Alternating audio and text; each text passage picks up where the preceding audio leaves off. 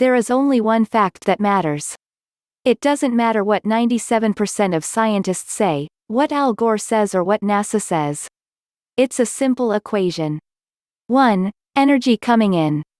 Earth constantly receives 342 watts per square meter of energy by the sun. That's the average, on the equator it's more, on the poles it's less. 2. Energy absorbed. Of those 342 watts, a total of 235 watts are absorbed, 67 watts by the atmosphere, 168 by the surface, and 77 plus 30 equals 107 watts are reflected back into space. Compared to pre-industrial times, greenhouse gases absorb an additional 2.6 watts per square meter. This is called radiative forcing, and this is a physical law. Anyone can test the radiative forcings for each gas in school lab. The present radiative forcings of each greenhouse gas, compared to their greenhouse effects in pre-industrial times, are: carbon dioxide, 1.5 watts per square meter. Methane, 0.5 watts per square meter. Nitrous oxide, 0.2 watts per square meter. Halocarbons, 0.2 watts per square meter. Water vapor, 0.2 watts per square meter. Total radiative forcings from all greenhouse gases, 2.6 watts per square meter. 3. Energy absorbed through CO2. Since CO2 makes up 1.5 watts per square meter out of the total radiative forcings of 2.6 watts per square meter. Thus, at present, carbon dioxide is responsible for 55% of the anthropogenic greenhouse effect. Methane is responsible for 18%, nitrous oxide, water vapor and halocarbons for 9% each. This is easy to understand. 4. The consequences. This leads to a cascading greenhouse effect that takes decades to centuries to come into full effect. Less ice, lots of additional greenhouse gases that were trapped in ice released, right pointing arrow, higher temperatures, more darker surface area that reflect less sunlight 6%, and less white areas that reflect more sunlight 60%, right pointing arrow, higher temperatures, more release of CO2 and water vapor from the oceans when the oceans gets warmer, right pointing arrow, higher temperatures, more droughts, right pointing arrow, more forest fires, right pointing arrow, more CO2, right pointing arrow, higher temperatures, less ice, lots of additional greenhouse gases that were trapped in ice released, right pointing arrow, higher temperatures, and so forth. This cascading effect repeats itself constantly. Due to this effect, a 1% increase in energy absorption results in increase in energy absorption by 3%.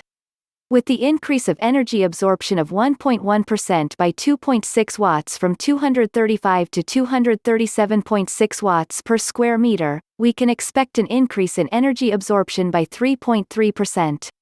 This is where we are at right now, and this cascading effect is not reversible for several hundred years even if we stopped all CO2 emissions now, since it takes 200 years on average for CO2 to be reabsorbed by the surface or by the oceans.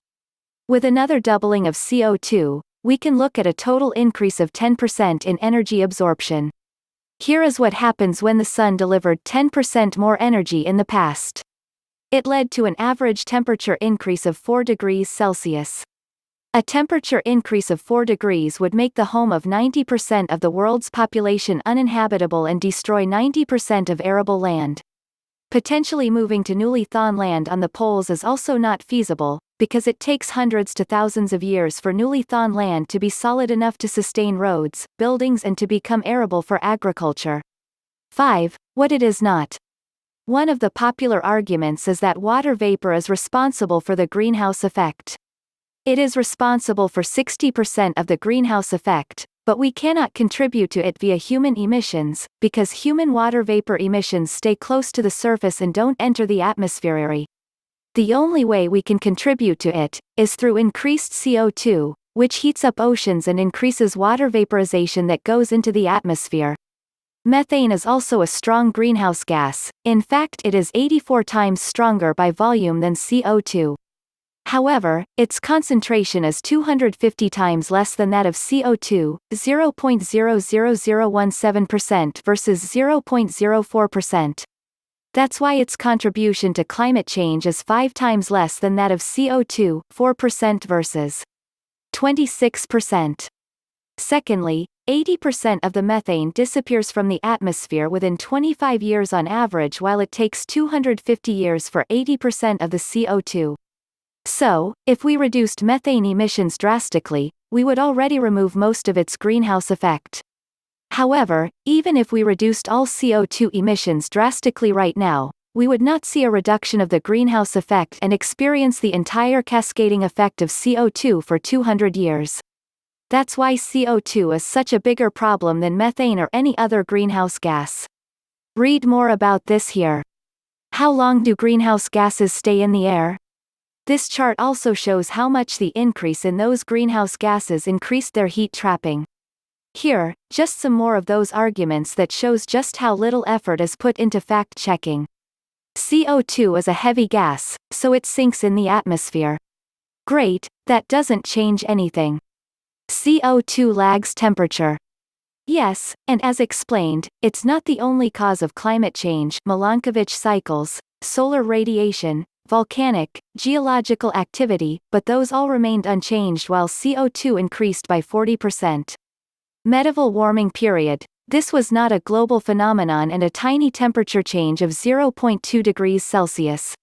The temperature records were faked and temperatures in the past were pushed down and pushed up for the recent years so that it appears that the temperature changes were higher. If you fact-check, it turns out this GIF just shows the differences for US temperatures versus global temperatures. Wither US climate. It was the sun. No, the sun's energy sent to Earth decreased during the largest temperature increase during the last 200 years while CO2 increased by 40%. This literally only takes 1 minute to fact-check. You've seen that people jump on sound bites like, CO2 is a heavy gas that sinks, medieval warm period, believe blatantly fake data without any doubt or fact-checking. This is the oldest technique in the book of pseudoscience, overwhelming the reader with 50 arguments, using scientific words, and it works, so that they think it's true and don't fact-check them. Summary. Earth receives 324 watts per square meter of energy from the sun constantly. Of those 324 watts, a total of 235 watts is absorbed, 67 watts by the atmosphere, 168 by the surface, and 107 watts are reflected back into space. Greenhouse gases increase the energy absorption of sunlight by 1.1% directly compared to pre-industrial times and by 3.3% overall due to the cascading effect.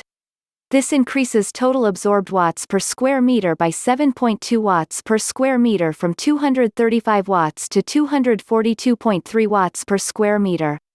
This effect is not reversible even if we stopped all CO2 emissions now, since it takes CO2 200 years on average to be reabsorbed by land or by the ocean.